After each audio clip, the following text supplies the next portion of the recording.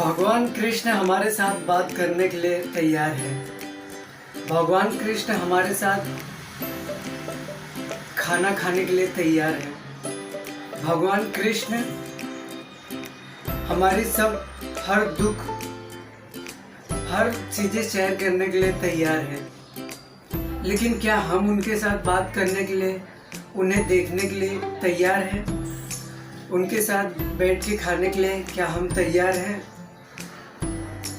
नहीं तैयार है। तो हमें तैयार करना पड़ेगा, अपने आप को रेडी करना पड़ेगा। जैसे आपको किसी बड़े पर्सनालिटी या बड़े आदमी से मिलना है या नरेंद्र मोदी से ही मिलना है, तो आपको पहले उनसे मिलने के लिए अपने अंदर क्वालिफिकेशन लाना पड़ेगा, अपने आप को क्वालिफाई करना पड़ेगा, अपने आप के अंदर वो क्वालिटी लाना पड़ेगा। उनसे मिलने के लिए कुछ अचीवमेंट करना पड़ेगा, तब हम उनसे मिल सकते हैं। ऐसा नहीं डायरेक्टली आप गए नरेंद्र मोदी जी मुझे आपसे मिलना है, या दरवाज़ा ठोका और जाके मिल लिए, ऐसा नहीं होता है। पहले हमको कुछ अचीवमेंट करना पड़ता है, या उस लेवल पे लाना पड़ता है ताकि हम उनसे डायरेक्टली मिल सके, हाथ मिला सके।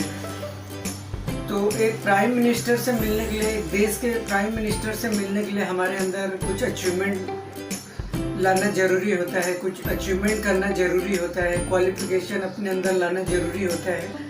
तो भगवान कृष्ण तो कई करोड़ों असंख्य ब्रह्मांड के मालिक हैं। उनसे मिलने के लिए तो हमारे अंदर कुछ क्वालिफिकेशन लाना पड़ेगा।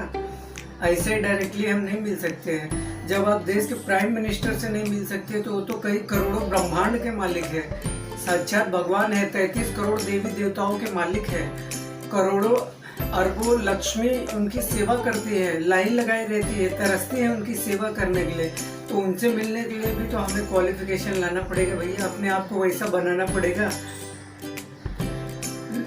लोग कहते हैं मूर्ति पूजा बकवास है, ये है वो है।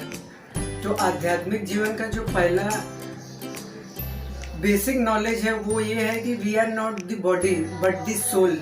हम शरीर नहीं, आत्मा है, और आत्मा दिव्य है, डिवाइन है, स्पिरिचुअल है। उसको हम ये मटेरियल सेंसेस, मटेरियल आइज से नहीं देख सकते हैं। और आत्मा का कोई आकार नहीं होता है जब तक कि वो बॉडी में ना जाए। चाहे वो मटेरियल बॉडी है, जो अभी हम फिलहाल इस बॉडी में है, वो मटेरियल बॉडी है।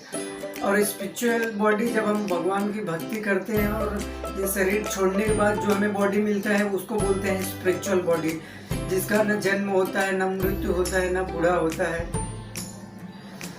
और भी जो 4 कमियां हैं हर इंसान के अंदर, imperfect senses, propensity to cheat, certainty of committing mistakes and certainty of being in illusion. और प्राकृतिक के जो 3 गुण हैं, 3 modes of material nature, goodness, passion and ignorance, ये इनसे ऊपर होता है स्पिरिचुअल बॉडी। तो आत्मा का कोई साइज नहीं होता है, और ये डिवाइन है, स्पिरिचुअल है। तो हमें मटेरियल सेंसेस से हम आत्मा को नहीं देख सकते हैं, इसके लिए बॉडी को जरूरत पड़ती है। उसी प्रकार जो भगवान है, उनका आत्मा और शरीर में कोई अंतर नहीं है। उनका आत्मा भी स्पिरिचुअल है, बॉडी भी स्पिरिचुअल है। तो स्पिरिचुअल चीज को देखने के लिए हमें स्पिरिचुअल आइज की भी जरूरत पड़ती है, नजर की भी जरूरत पड़ती है, डिवाइन आइज। तो भगवान कृष्ण जब अर्जुन को अपना दिव्य रूप दिखाए थे तो पहले उनको दिव्य दृष्टि दिए थे, डिवाइन आइज, डिवाइन साइट उन्होंने दिया था उनको, तभी वो देख पाए थे भगवान कृष्ण को। तो इसी प्रकार हम भगवान के दिव्य शरीर को इस भौतिक शरीर से, इस भौतिक इंद्रियों से नहीं देख सकते हैं। इसीलिए भगवान मूर्ति के रूप में प्रकट हुए हमारे लिए, हमारे आंखों के सामने। और वो मामूली मूर्ति मूर्खों के लिए है, जो सहजियां हैं, जो भक्त नहीं है, उनके लिए मामूली पत्थर है। बाकी भक्तों के लिए वो साक्षात भगवान है।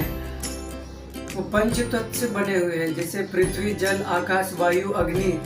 ये पंच तत्व भगवान द्वारा ही बनाया गया है, और मूर्ति भी इन्हीं पंच तत्वों से बनाया जाता है। और फिर वैदिक मंत्रों द्वारा, यज्ञ द्वारा परमात्मा को इनवाइट किया जाता है उस मूर्ति में आके वास करने के लिए, उस मूर्ति में आके निवास करने के लिए। और जब परमात्मा उस मूर्ति में आके निवास करते हैं तो वो साक्षात भगवान का ही रूप है। और इसी प्रकार हम भगवान को भोग लगा सकते हैं, भगवान के साथ बैठ सकते हैं, उड़ सकते हैं, अपने दिल की बातें कर सकते हैं। बहुत बहुत धन्यवाद। हरे कृष्ण।